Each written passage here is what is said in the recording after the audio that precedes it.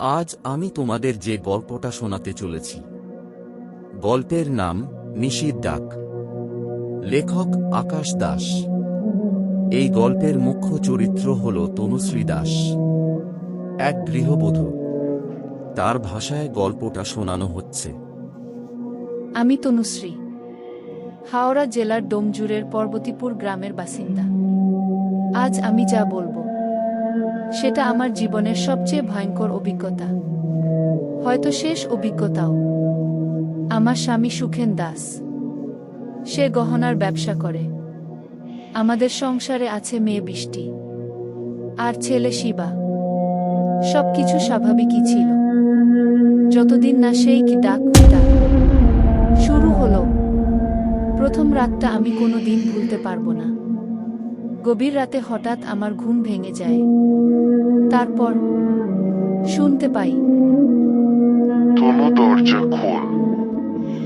গলার স্বরটা খুব চেনা, কিন্তু ঠান্ডা, অদ্ভুত। আমি ভাবলাম সুখেন কি বাইরে গেছে, কিন্তু পাশে তাকিয়ে দেখি সে তো ঘুমোচ্ছে। আমি চুপ করে রইলাম, কিন্তু আবার সেই ডাকটা এলো। তনুশ্রী, আমি এসেছি। আমার বুক কাঁপছিল, তবু দরজা খুলিনি। পরদিন সকালে পাশের বাড়ির ঠাকুমা বলল, ওটা নিশির ডাক, সাড়া দিস না মা। আমি ভয় পেয়েছিলাম, কিন্তু আসল ভয়টা তখনও বাকি ছিল। দ্বিতীয় রাত, এইবার দরজার বাইরে থেকে শোনা গেল, মা, আমি বৃষ্টি, দরজা খোলো। আমি ভয়ে জমে গেলাম, কারণ বৃষ্টি তখন আমার পাশেই ঘুমোচ্ছিল। আমার মাথা ঘুরছিল। দরজার কাছে গিয়ে দাঁড়ালাম, হাত বাড়ালাম, কিন্তু শেষমেশ খুলিনি। তারপর কয়েকদিন ধরে বাড়ির চারপাশে অদ্ভুত সব ঘটনা। ছাদে কারো পায়ের শব্দ, উঠোনে কারো ছায়া, আর রাতে কেউ যেন তাকিয়ে থাকে।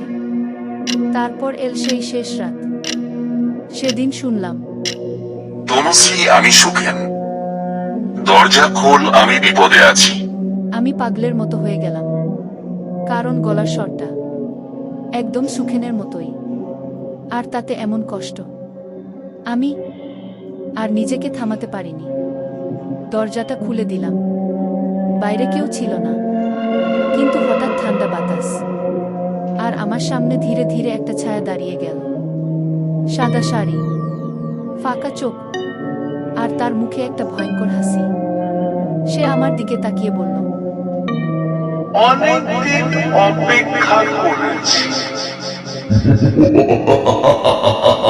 আমার শরীর নড়ছিল না, গলা শুকিয়ে গেছিল।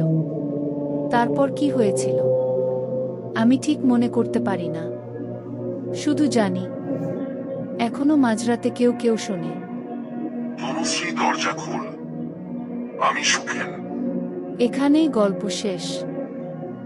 শ্রোতাদের উদ্দেশ্যে বলি, যদি কখনো রাতে কেউ তোমার নাম ধরে ডাকে আর তুমি নিশ্চিত হও সে তোমার পাশে নেই, তাহলে দরজা খোলার ভুল কখনোই করো না, কারণ সেটা হয়তো নিশির ডাক।